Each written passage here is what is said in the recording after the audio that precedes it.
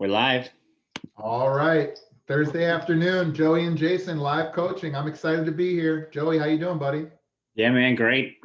I Good. love Thursdays, as you know, and this is a really cool topic because we're doing a two-part. We don't normally do this, but we're gonna dig into some tactical stuff when it gets to getting your leads to show. But then Jason and I get to explain our philosophies behind workouts, which we never talk about. Which at least I don't talk about it much. So I think this will be really cool for you guys to listen in and get some good advice. And as always, if you guys are watching this live, feel free to drop your comments or questions in the comment section, and we're monitoring that. We'll answer your questions for you right away.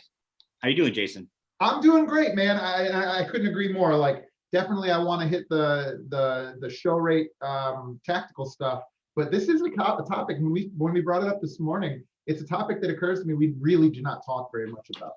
Sometimes it comes up in coaching calls and things like that. But because we work with this really broad, we got John running an aqua gym. We got Krista's got a CrossFit gym. We got Joey and Jacob up in the Wisconsin doing personal training and semi-private and group. Like, we have all these different formats. And so a lot of times we're pretty hands off when it comes to the actual fulfillment. But I think there's some nuggets that you and I both have, because I've been in your gym enough now to see, like, you do things very differently than I do. But man, I'm proud for you of how great the team is doing, like running fun classes.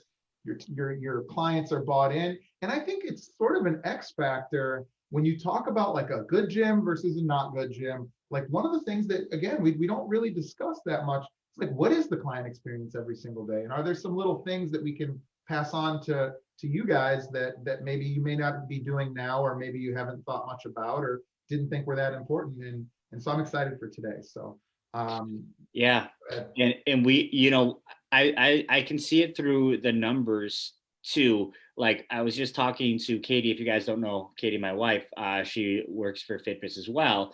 Does all of your reactivation campaigns and up launch and things like that. And there's certain times where gym owners, they want us to upload more and more of previous members per week on reactivation, because they're not getting a high uptake on it. But really what that says is maybe your food isn't that good, right? And it's an opportunity. And whenever Jason and I say that, like, don't be offended by it. It's an opportunity for improvement. Like, I had a time where mine wasn't, but if you're sending out an exclusive offer and a massive like promotion and new opportunity that they've never seen before to old members, right, which are by all accounts already paid you, and you're trying to just get them back with something new, and you're sending 2,000 per week, and only 2 people are applying. They're not cold leads. So what does that kind of say, right? And I think today we'll be able to use that as a little bit of a experience or a learning on how we do things to deliver like a really good client experience. And if you can apply some of those things, if your members leave you, like, they're just waiting until the opportunity to where they can come back. Yeah, I couldn't agree more. And I'm really excited about that phase of this training. So this, like you said, this is new for us, trying to do 2 different topics. So to kick us off with lead nurture, obviously, my recommendation to everybody more and more and more is literally watch the training videos on specifically how to help people through the lead nurture process and up launch. Play it, pause it, do it until you get the hang of it. And I think the assumption can be made that if you're watching this and you feel like there's any kind of a shortfall in your schedule rate, your show rate, or your response rate, the first place to look is in the FitBiz training, in the videos where Joey walks through every single element of that. I think the conversation, though, today, should start with, okay, you're doing that right. Now, what else can we do? Are there any tactics or anything, Joey, that you guys employ that are not in the training, or that you might recommend? Well, first thing is to know your actual numbers, right? And so know how many people are scheduled to come in, right? And then how many people actually come in, right? So you might, a lot of times when we talk about lead nurture, an entrepreneur feels like when somebody no shows them, like their lead nurture or their show rates just garbage, right? Because nobody likes to have an appointment and then just get, stood up basically. And so before you go crazy, get a look at your actual real numbers, whether you have to calculate that by hand or you understand how the metrics work in UpLaunch. But just understand the expectations, like that this is going to happen, in business, right? You're not going to fix that. But if you're below 50%, if your appointments below 50% of them are not coming in, that's when you want to start looking at additional things that you can do to provoke them to keep the time that they already scheduled, which is a beautiful thing, because they're self-scheduling. Everything that we like, we're not saying, hey, we take appointments at this time, so if you want to come in, it's got to be Friday at 5 p.m. and that's it. Like, no. We're saying, like, hey, look, here's our calendar. Pick whenever is most convenient for you, right? And so without getting that covers kind of like the higher arching points. The first thing I would look at, guys, is your availability, right? That's the first thing I would look at if I had a low show rate. Are the times actually convenient, right? Because sometimes people will schedule appointments during a time where they know there's a very low likelihood they can actually make it, but they don't want to lose the spot. And they'll say, well, if the stars align, if I can drop off my kid by this time and get from here and do this and then hurry up and eat, I probably maybe can make it at 2:35, so I'll just book this 2:30. And if one thing happens wrong, they're not going to make that appointment, right? And so you have to take a close look at how willing you are to be available during the times that is convenient for your customers, not you, right? That's another misconception. Someone might say, like, well, I have 40 hours worth of sales available, or 20 hours or whatever. They're from midnight to 8 a.m. or something.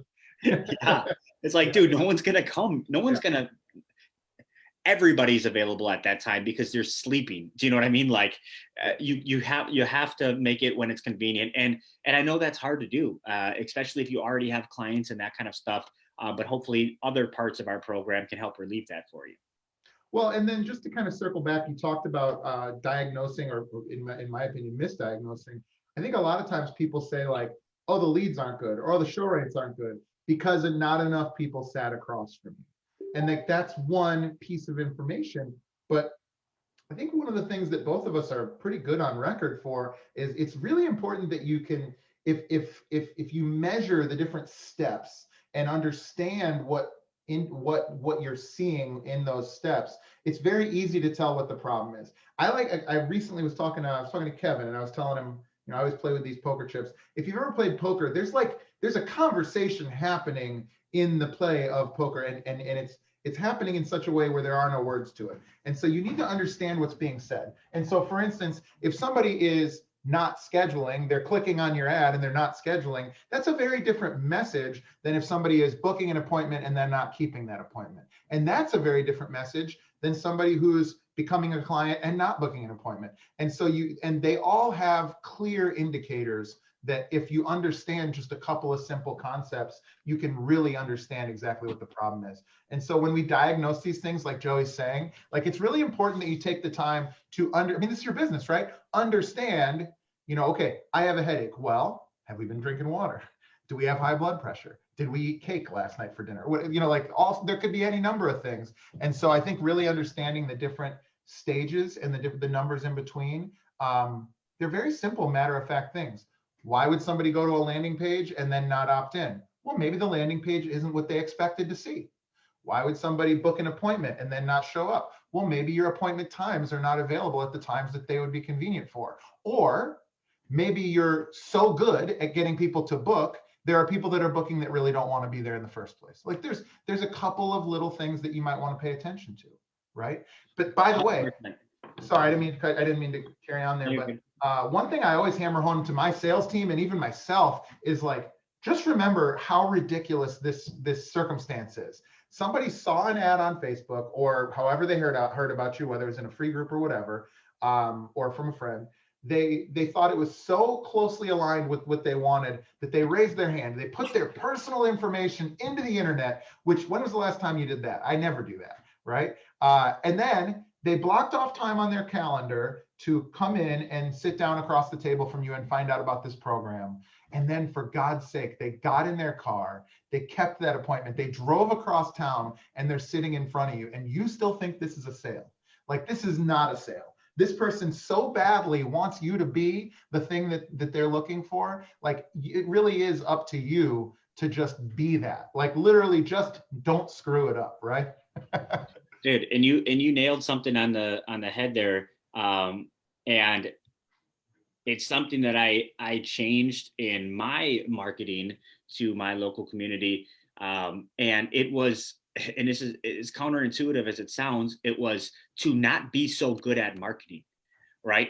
Because I got really, really good at building mousetraps that I could basically catch any eyeballs for super cheap on Facebook, but they weren't showing up, right? And so when you break down the numbers, could I get shows for the same cost when it all was said and done? Yes, but the damage was being done on my team, right? Because they didn't like the messaging all the time, right? They were the ones being no-showed, all of these things. So what I did was I said, I'm going to be less good at marketing and just being more completely transparent. So I swapped out some of the ad images and videos that we knew got a ton of clicks and opt-ins for ones that were just completely authentic to my gym and my program, knowing that they were going to not perform as well. But when I did that, and the copy too, the copy was very abrasive. It was very like, look, this is only for people that are looking to change their life. And if that's not you, like, stop reading.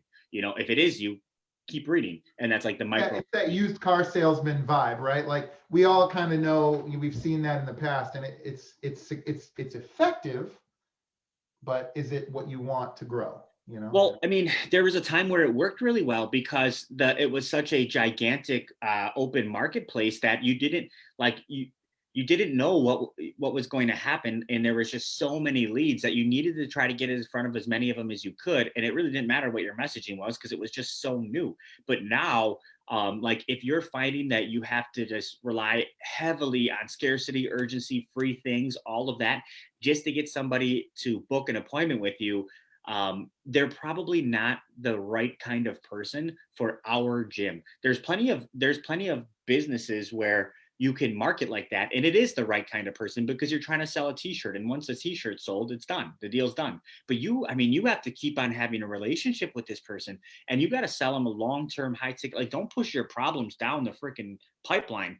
So that's one thing that I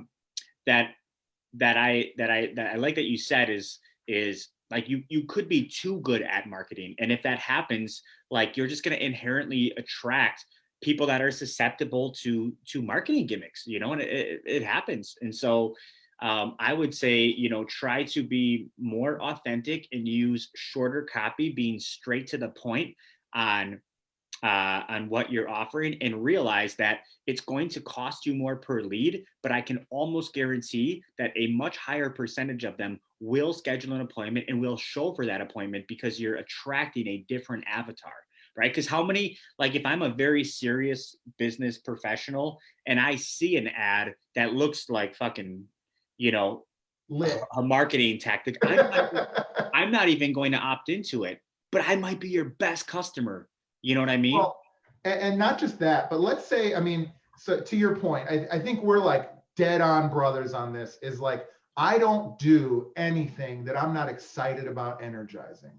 Right. And so you could tell me that a prune juice cleanse bar, if I put it in the middle of my gym, I would make an additional $50,000 in profit every single year. And I just don't get excited about that. And so to me, it's like, and that's why it's so, what you're talking about, it's the same ethos that kind of fuels the way that we coach our clients, which is, don't even begin to energize something that you're not amped and passionate about, and you don't believe in it helping your clients. But the same case, let's say Joey the businessman sees this ad, and Joey the businessman shows up. He better see the thing that he was expecting to see. And so if you're not a hype beast gym where it's going to be, burr, burr, burr, burr, all the time, constantly, we're, running weight loss things and we're posting testimonials every single day and we're jumping on the scale in big groups and all these other types of like big weight loss type of transformation type center type things, well, then don't present yourself to being that thing.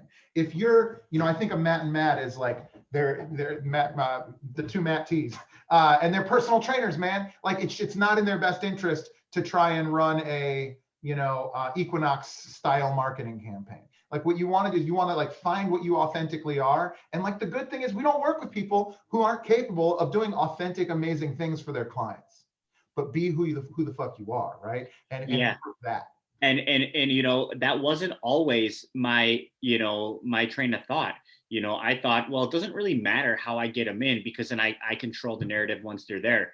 But let me tell you guys, experience changes perception. And the thing that we're gaining every year is more and more experience.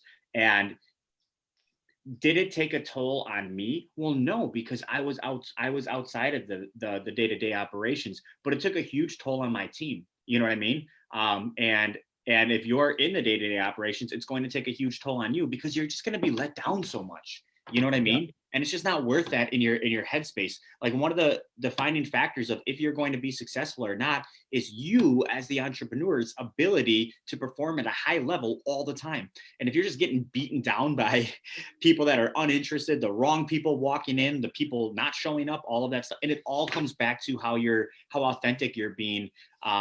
Or if you don't close a sale, they might tell you like, well, I got to check with my husband or wife. But what's really happening in their head is like, dude, this is not anything fucking close to what I saw in the ads. Like what he's talking about is not what I signed up for, and it's like, if you see an advertisement for a freaking truck that you really like and you get there and they don't even have any of those in the lot, it's not even the same car place. And now they're trying to sell you a car, but you're not even in the market for that.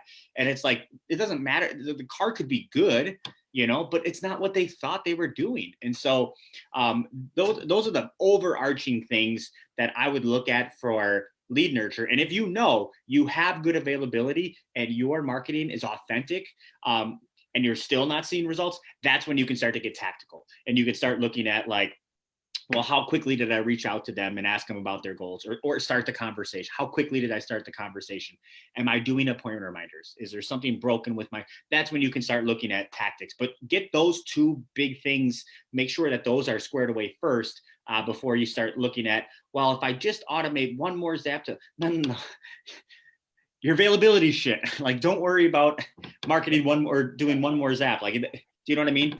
Yeah. And to that point, one thing that I would say that we don't necessarily, shout from the rooftops is if you've got 1,000, 2,000 leads, or hopefully more even, if you have a bunch of leads, if you're getting some volume, having somebody that's, dedicating a good chunk of their time to like an ops person, or it may be the owner, but really focusing, you cannot over focus on working with those leads, whether it's relaunching new reactivation campaigns quarterly, or whether it's just getting the folks in the door, or putting energy and effort into the free Facebook group. But those things, it's like tending the farm. It's not fun for 362 days of the year, but then when you have that harvest, you're pulling $1 million worth of corn off the field. I mean, like it's a huge uptick.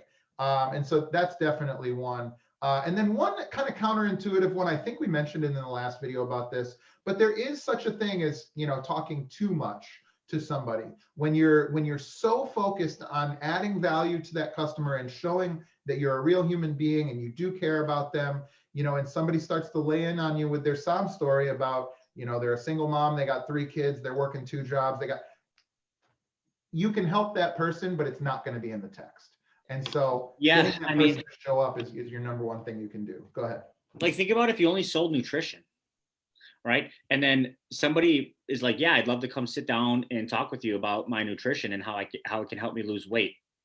And you're like, okay, well, what are your goals? And they tell you your goals. And then you fucking prescribe everything to them as if it's the same thing as you were going to talk with them about. They're not going to come in. They're like, okay, well, he told me to eat this many calories and track and have this much fat and track using this app. And then he told me to do this and this. Like, dude, they've already got what they were looking for. They're not going to come in.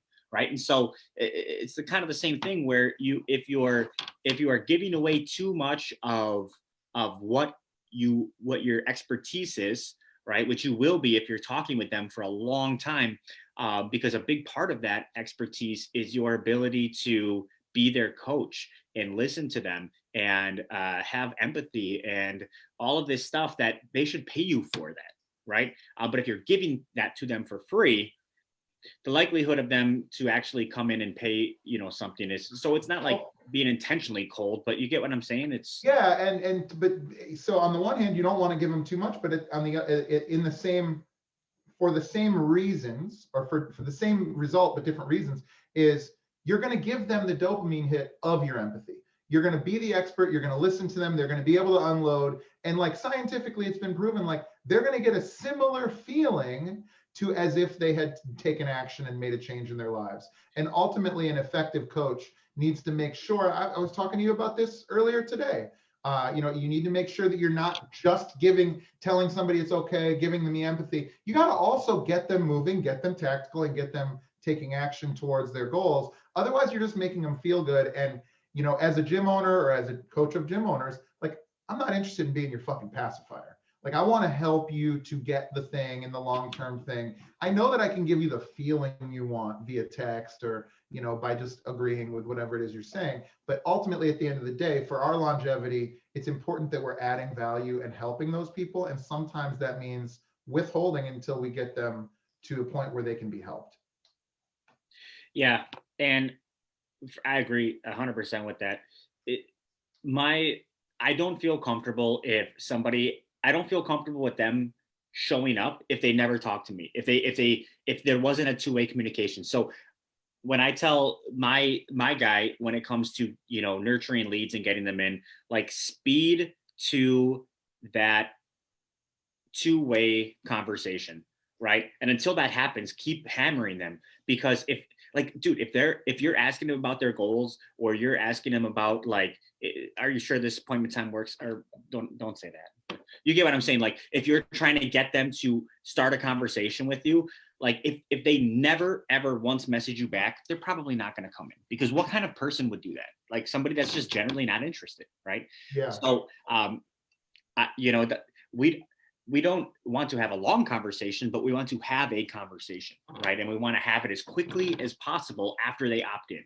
And if you can accomplish that, your show rate's going to skyrocket.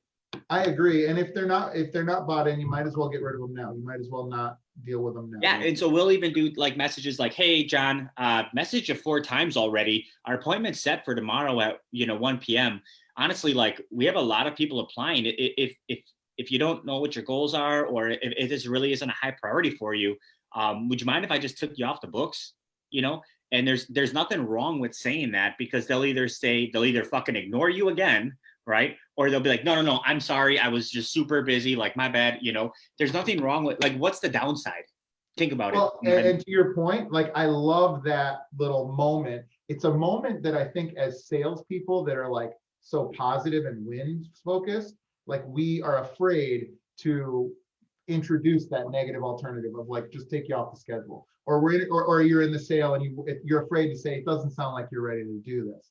But truthfully, sometimes that's the only option that you have. When somebody's not communicating with you, or if you're in a sale and somebody's just not bought in and they're sitting there like this, honestly, I've done it dozens of times where it's literally just like, all right, cool. Well, I'm a busy guy too. It seems like you'd rather be somewhere else. Let's just wrap it up, because it doesn't seem like you're in it. And honestly, 1 in 4 to 1 in 6, that'll straighten them the fuck up. And they'll realize, they see their reflection through you. They realize, oh, I opted into this schedule and I've been ignoring the person reaching out to me to help me. Or they'll realize, I came here and I'm sitting here like an asshole when I should be looking for help. And so sometimes when there is somebody in there to be salvaged, you'll get those people. What I wouldn't do is give a crap about what the percentage success you get there is, because the ones you don't get were never going to be gotten. If somebody isn't going to be shocked, is not going to be woken up from that, they weren't going to be woken. Yes. And you just might as well move on with your day. And so 100%, we do reach out to them as soon as they schedule through UpLaunch. It's on an automated basis. but it's just an attempt to start the conversation. If they've already scheduled, all they're going to get then is appointment reminders. So if you guys are using UpLaunch, the first message that goes out to them via text is just confirming the appointment, right? Confirming it. And then they won't receive another text from you until their appointment reminders. In between, that's your area to look up your appointments. I don't know when they are. Look them up in UpLaunch and then message that person. Message them with a conversation starter, and a conversation starter can be so freaking simple. Be like, hey, is this Jason? That's it. And they'll be like, yeah, it's Jason. Be like, oh, awesome. Hey, I'm Jake with Body by Design. You know what I mean? And then you started the conversation, right? You started a two-way conversation. It doesn't have to don't make it long and be like, my name's Joey, and this is my gym, and this is what I've been doing with it, and this is this and this. Because then they'll just start something easy, like, hey, this is Jason. So a good point too is you don't have to write 100 of them. You have to remember, you're doing this every day. This is the only time they're engaging with you. And so if you have one good conversation starter that works, I would use it until the wheels fall off. Unless, I won't even address it, but you would have to have so much permeation nationwide where that technique has now become, not workable. Yeah. But truthfully, human interaction is human interaction. And especially with SMS, we're fortunate enough as marketers, as conscientious marketers, we're fortunate enough that SMS is like a 100% open rate. I mean, it's nobody, and to pretend like it's not is just lying to yourself. Every single text that I've ever gotten has been read by me, period. That's it. I mean, maybe if there's 5 in a row, I'll miss one or something, but in general, anytime you text someone, especially a local area code, shit, I can't leave that blue dot there, bro. No. I can't. All right, let's talk about running a good class, running a good session. Just as a reminder, my gym is a CrossFit gym. Primarily, we do offer other services. We're rolling out boot camp. We've got some personal training. We do, rehab in Cairo. But in general, we're a group fitness first gym. We do run high ticket as well. Joey, I don't know if you want to describe your own gym for us. Yeah, so we do our two main levels of service are private coaching, one-on-one. We do have some semi-private, so 2-on-1, 3-on-1, whatever, and then large group, right? And we, since the beginning, we always wanted to borrow from as many different disciplines as we possibly could, and just pick out our favorite part of it, right?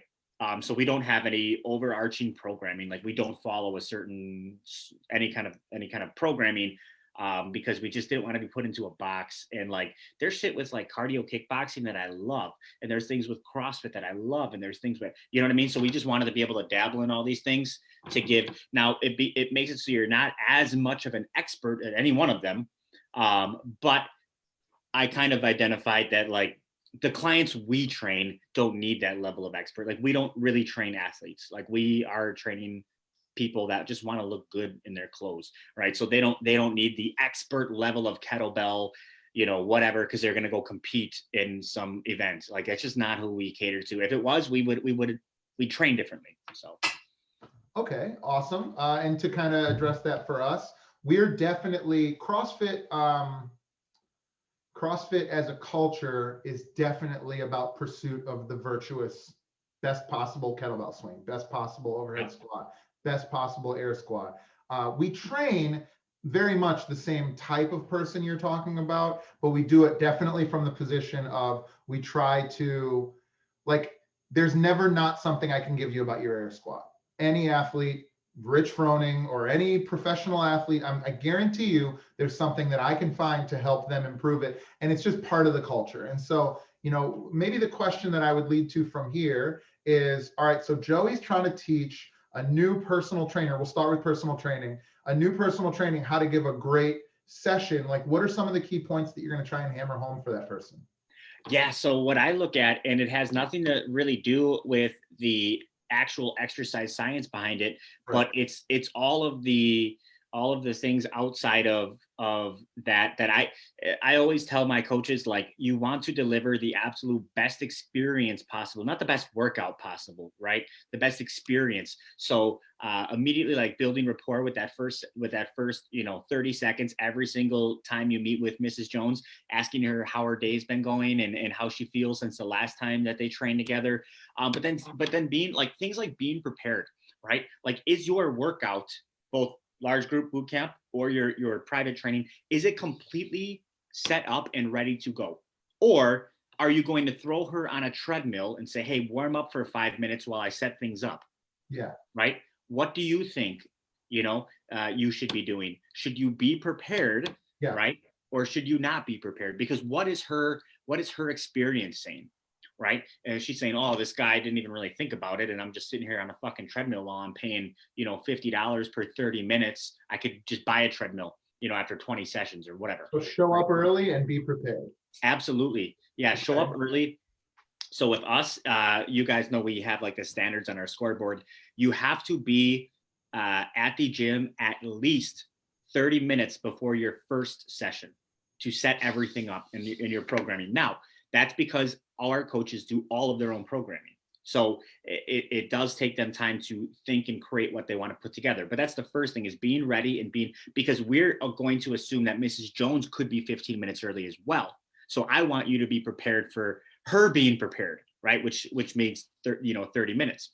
And that's just a standard. Like, if you are not there at that time, you are just late. You only have to do it once. Most of our trainers aren't coming and going multiple times throughout the day. So you only got to be there early once, and I pay you for it. You're clocked in, so you're not doing me a favor. It's part of your job, right? Because I know that creates a really good client experience when you're prepared and ready. So that's one thing. The next thing that I'll just kind of rattle off. I had a question before you move on. Yeah. Do they do a warm up before they start their session on their own? Does a client do a warm up? Typically, there might be some doing cardio. However, I'm really big on dynamic warm ups, and so I like to make sure the trainers are giving, even if it's only, like, you guys know, your coaches, you can do a 90-second dynamic warm up, just depending on what you plan on training. So, like, you don't have to warm up the shoulders if you're only hitting legs. Do you know what I mean? Like, so the dynamic warm up should cater around like what that training session is going to look like. And I just don't think that clients really come in early and do dynamic warm-ups, like, things like, bear crawls and like things that are activating certain muscles or your hips or whatever it might be, opening up your hips if you're going to squat, or they just don't really do that, or they don't do it to the level that they should in preparation for like a strong workout. A lot of them are more comfortable like jumping in the treadmill, which is fine, but it's not going to activate the nervous system like a dynamic warm-up will, right? Mm-hmm. And so we don't take up but it's not much time. It's like 3 minutes is the max. We don't take up much time in those warm-ups, only because we have such quick workouts, 30 minutes. You know what I mean? Awesome. And then we're going to move on to the next thing you were going to mention. I don't know if you lost it or. Certain things, and these are all experience things. Like they can't have cell phones on the floor, right? And for me, like, it's all about perception. Like, you could be using your phone to keep time, right? But your client and anybody else, they don't know that, right? And so it looks like they're training and you're texting. That's what it looks like. Mm-hmm. And if you think anything different, you're just giving yourself or your team excuses, right? You can go on Amazon and buy a 10-pack of stopwatches for $20. And everybody gets a stopwatch. You get a stopwatch. You get a stopwatch. Pick your favorite color, right? And it keeps time. Yeah. Look at that. But it looks like you are coaching. It doesn't look like you're on your phone. So very rarely will a trainer ever give me a reason as to why they actually need their phone, right? And we have a community phone that sits on the back radio, which is connected to the Bluetooth, speakers. But that's what they use if they want to take videos, right? For whatever, for Facebook or whatever. You know what I mean? Like, because it's not their own phone. It doesn't have their number on there, and they can go, like, they have time in between sessions where they can go check to see if there was like an emergency or something. Of course, like, they can do that, and half of them are wearing smartwatches so they can see it on their watch anyhow. The point is, like, don't let them, if you're the gym owner and you believe what I'm saying to be true, don't let your employees bully you into giving you excuses as to why that can't be part of their standards as well, because they won't like it. They'll want their phones on them, but why? What do you plan on doing with it? You know? But and also like sometimes it's like, yeah, but if you really wanted to help that person, if you really wanted to be here, and if you were really engaged, you wouldn't be thinking about your phone. I'm not thinking about my phone right now because I get to talk to Joey fucking Huber right now. Like, I'm excited. You know, it's about being attentive, like being attentive at all times. And if you have distractions around you, it's like you have a big table with, you know, a bunch of fucking junk food, but you're only supposed to eat this one plate here. Like, you don't get rid of it, man. Get it out of here, and you'll be super hyper focused on what you're doing. You know, and I learned this through making the mistake. Like, I tried so many different ways to get my trainers to not touch their phones, designated areas, whatever. None of it worked until I'm just like, hey, they can't be out here. It's just part of our course. Like, they can't be out here, because I hate to walk in as the owner where I'm giving a tour to somebody who is, you know, we just had a consultation about a transformation program, and we're walking back through the gym and there's 2 trainers on their phone while their clients are training. This person, they don't want to be assigned to either one of you, you know, because you're on your phone texting. Now, we don't know if you were texting, but you know, you could have been using your stopwatch or looking at some kind of program. Nobody knows. That's the point. Is like, they're automatically going to be like, I don't want to train with that guy, you know. And so that, to me, that plays a big role in client experience, right? Same thing with music, you know, like, do I listen to a lot of profanity and that kind of stuff when I lift? Fuck yeah, absolutely. And I talk like it too. It's authentic to me, but it's not authentic to the majority of the members I serve. You know, the majority of members I serve are 40 to 55-year-old women, right? Who are a lot more buttoned up than I am. You know what I mean? And they don't want to hear that. And they especially like even the kind of music, like, they don't want to hear gangster rap. They just don't. It's not what they like. It's not what they listen to. It's offensive, you know. And it's just not. It doesn't fit our culture. Even though that's what each one of our trainers would prefer, including myself. We don't have very many 25-year-old male clients that are out. We just don't. You know what I mean? So you, as the business owner, have to realize that to be the truth, and then put your foot down. Right now, so things that we do to get tactical is we have Fit Radio and Pandora Radio, which are both censored, right? And it's just a setting, and they can't undo it, right? And so invest in I mean, how many gym owners have a spare phone or tablet just laying around? I got 3 in the room. I'll give you one. I mean, make that be your designated device, and pay for Pandora One, and pay for the $199 Fit Pro Radio, and say you can pick any genre of music, but this is all censored, right? And so you don't have to do that, right? Your culture could be a lot different than mine, where it's much more accepting, and this isn't an issue at your gym, but it was at my gym, and it affected the client experience, right? Because people would say stuff about it, or they would feel uncomfortable, or a certain song would come on, and it just did not, like, music's important in the gym, right? And so I had a trainer that would put on talk radio in the mornings. It's like, dude, we understand that if you like listening to podcasts, you can listen to podcasts, but your client does not want to hear Joe Rogan talk about aliens. Like, they just don't. I will. Exactly. So you have to put yourself, like, from the bird's eye view, from the second that the client opens up your door to walk into the gym, every second of the way, what does their experience look like until the second that they walk out, right? That's what's going to keep them coming. That's what's going to, and that's, your workout is part of it, right? But you have to recognize it as being just part of it. You know, so it's not how much. I'm sorry. Go ahead. No, I'm good. So how much of when you talk about trainers, how much of it are you selecting for a certain type of person, and how much of it is you letting them be themselves? I have plenty to say on all this, but I really want to hammer in, because you're the only one that has done a lot of personal training. And so, like, when you're selecting a one-on-one personal trainer, you know, are you willing to take somebody who has a different mold than what you think of as a good trainer, or how rigid are you? Yeah, so we are hiring now just strictly based on their personality and based on their core value fits. Yeah. Like, are they going to have a problem with punctuality? Are they going to have a problem, like, being told like we follow these set of rules here, regardless of what they've done in the past, like whatever gym they worked at before. Like they could have come from another training place where they never had to be 15 minutes early ever. Do you know what I mean? Or 30 minutes early. That culture was fine with them showing up 5 minutes early and throwing it together. Like, is that going to be a problem for them?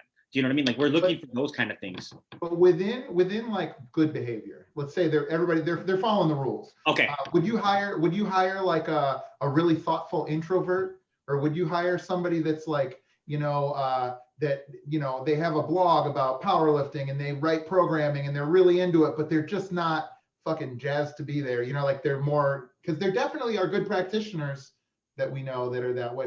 Can you make that work in your community or no? With our community, we have, and with our trainers, we have all different kinds of trainers. They're not like the same, like Kat is the same kind of person as Justin. Like they're totally different in their, like Justin is very reserved, very like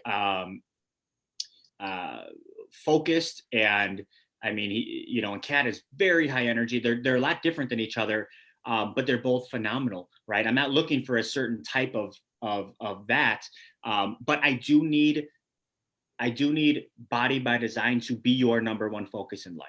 And it doesn't have to be your only focus, right? But it needs to be your number one, right? Because we're trying to do big things here, right? And we're trying to, and at any point in time, if it becomes number two or number three, just let us know. And we hope that we've built the culture for that to occur naturally. You know what I mean? Yeah. Yeah. And I've mentioned this on here before, but like, if you want a team to climb Everest, you need to be a team full of people who act like people that climb fucking Everest. Or you're never going to make. Yeah, you can't have your weekend warrior on the same team as your Everest climbing ascent team. Like, it doesn't work that way. Yeah, because it demotivates the other people, like who it is their number one thing and it's their most important thing. And then you're like, yeah, bro, I just do this to kill time. My main thing is I do this, or I sell insurance or whatever the fuck. You know what I mean? Like that's an unfortunate side effect of the way that CrossFit came up, which was like, it'd be a veteran or a cop or a fire person or a gym teacher or somebody would just open a warehouse. Well, now they're like half in, half out. And then a lot of times you fill it up with part-time coaches. And I know many people listening to this, I have many different levels of which you can kind of take that, but I couldn't agree more. Like, you want somebody who's fully bought in, right? And it doesn't need to be like what consumes the most amount of their time, right? But it's the direction that they want to grow in, right? Yeah. So yeah, even if they can only give me 5 hours a week, that's fine. But they have aspirations to do more and to be more within my organization. So shifting gears a little bit to what we do in the group world, and feel free to throw your group experience in here as well.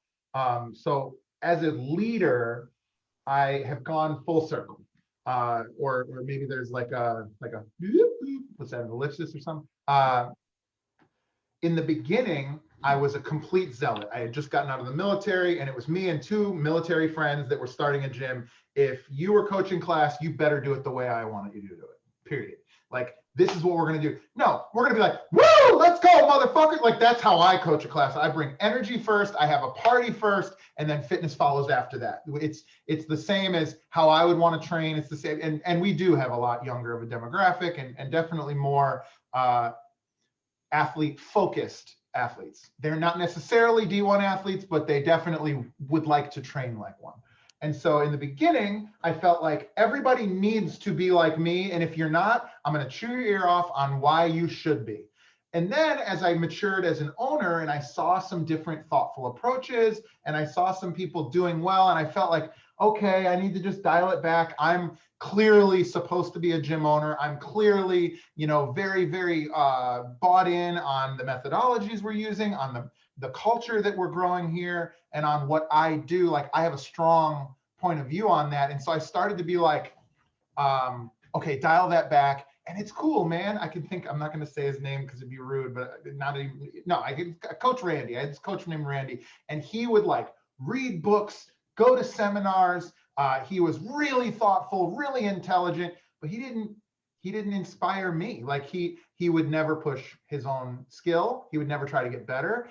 He couldn't yell. He was an introverted guy. Good friend. Like I love this guy. I was at his wedding, but it was just like, and I remember being like, no, it's okay. Randy's gonna take a different approach. And if Donna can hear this right now, she knows exactly what I'm talking about.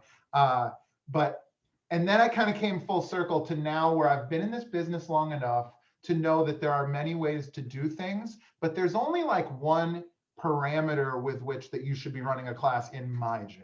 And that's mostly a result of what you mentioned earlier, and that's core values. And so can you have a really great facility where you work with Olympic weightlifters who are primarily accountants and lawyers, and they don't need you to yell at them. What they need is really detailed. We're going to do 72.5%. We're going to do 5 reps. We're going to do 3 sets. And I want you to do that with 2 minutes of rest in between each set. I can outline that. I can hand you a clipboard, and that gym can be just as successful as the iHeart Kickboxing, where we're turning that motherfucker up to 11 and we're having a party. Like it's not that it can't work, but what I've found is the more I can dial into my core values, and in our case now I have a partner who's a part of that as well, then the better we're going to be, the more clearly defined our culture is. And so things like, it was a few years ago, was a big shift. And the one thing in particular was I noticed, this was even before I had redone my core values, I noticed that I did a couple of things. Number one,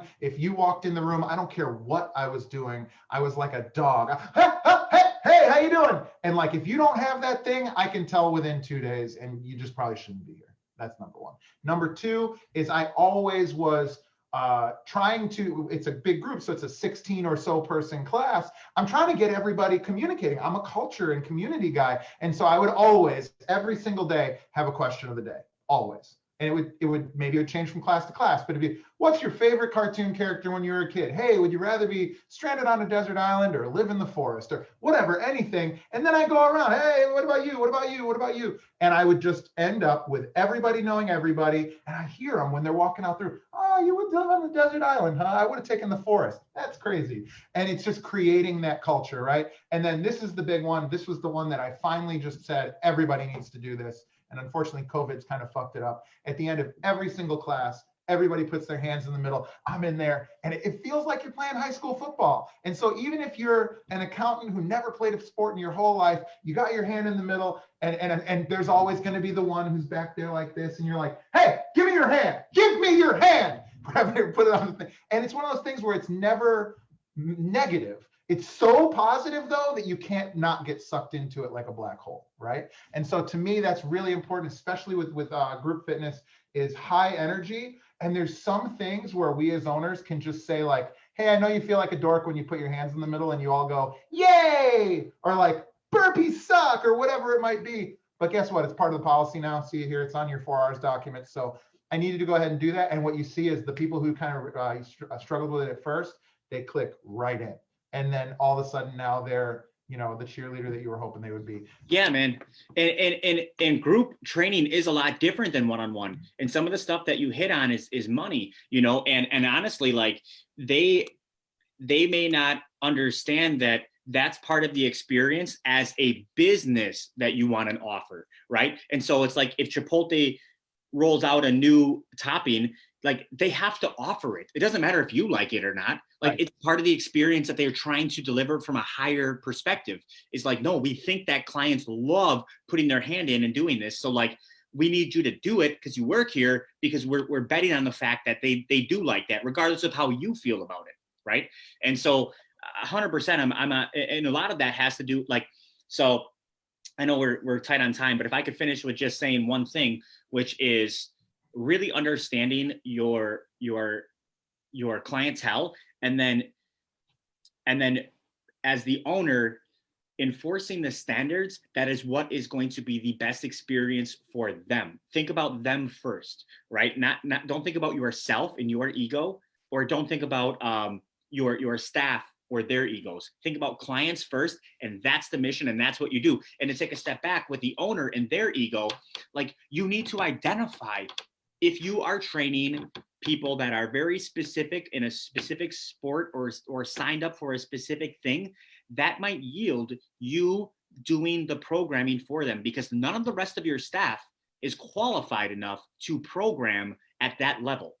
But if you are catering to clients like mine, what is the real reason that you are making your entire team do your programming? Just think about it, because I know that the number one thing that energize my employees more than anything is their ability to show their creativity through their art, right? Their creativity through the workouts that they spend time and energy putting together, right? Yeah, they're like a mini celebrity a little bit.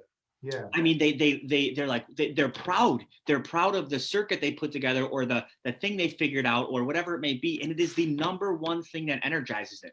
Are you stealing that from them because of your ego, right? And saying, well, I know best. I know the best. I've been doing it the longest. My way is the best way because my clients liked it.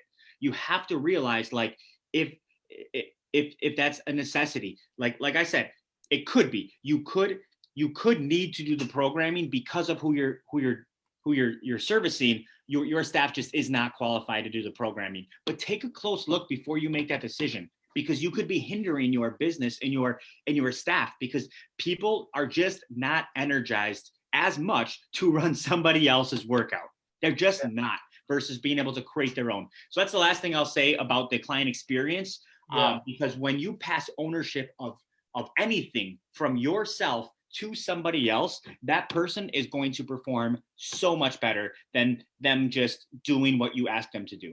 Well, and so what I would say to that is, and we've talked about this before, this isn't the moment, but like, I disagree with what you just said about the programming, but respectfully, because I will also say, I would rather have the worst program and the best commitment buy-in. If I'm training with a pit of vipers, I'd rather do that than have, working out at the OTC with like a coach who doesn't speak English and like, I got to do it myself. So like 100%, I agree in that regard. The last point I'll put on it might sound like the opposite of what you just said, but I think it's actually aligned. And that would be, think about what made you successful initially, and then start to apply. So that, because what is a great experience at Joey's gym might not be the same feeling of what's a great experience at my gym, might not be the same feeling of what's a great experience at a Taekwondo studio, right? There's much more discipline or whatever it might be.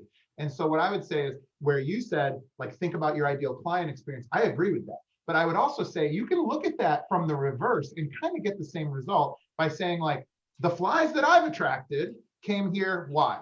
Oh, well, Jason's high energy. He always uses everybody's name in class. He's getting engagement. He seems to know what he's talking about. And I get fitter from going there. So like what I really did was did the same thing in reverse. Maybe my ego's so big that I said, like, all right, so now what I want to do is isolate what got us to this part of the day. No, I agree with that. I think we do. That's what I'm saying. I know that it sounds like we're opposite. You're talking about client experience. Yeah. I think that the client experience should be dictated by the person that founded it, right? And that attracted all those people. I'm simply talking about how many squats are we doing, or are we doing lunges instead, or are we doing like the actual physical workout? Everything else, I think, like what you're saying, like, everybody puts their hand in, or question of the day, or whatever it may be, like that should be universal amongst all of it. I'm only talking about, like, hey guys, to hit our legs today, we're going to be doing squats, or we're going to be doing lunges. Like that, as the owner, I don't need to make that decision. The coach can do that, I think that's fair. I think that's fair for sure. I can tell you right now, it feels like we're just getting going. I could do this for another 2 hours. Yeah, we're at time, guys. We got stuff to do, but like what I would say, I think this was a fun one. I would love to see some comments below on, like, if there's a thing that you guys do at your gym that like makes, like, oh, you're at a, Fit2D Max class if this happens, or something like that. I'd love to hear from you guys, because guys, just like you, we all run gyms. We're trying to make these things better and better. And I'll tell you right now, I know Joey would say the same thing. I would be proud to let you guys see any workout that was going on at my gym. I want to know, like, what would it take for you to be proud, for me and Joey to walk on in your gym completely unannounced? Like, what would have to change in your mind? Maybe that's a good way to think about it between now and the next time we talk. Awesome way of phrasing it. So appreciate you guys. We're going to be back again next Thursday. We might have another something going on. So we'll keep you posted on that too. But Jason, you got any last words? Or dropping fire today, Joey? That's all I got. Love it. All right, guys, we'll see you next Thursday. Thanks for tuning in.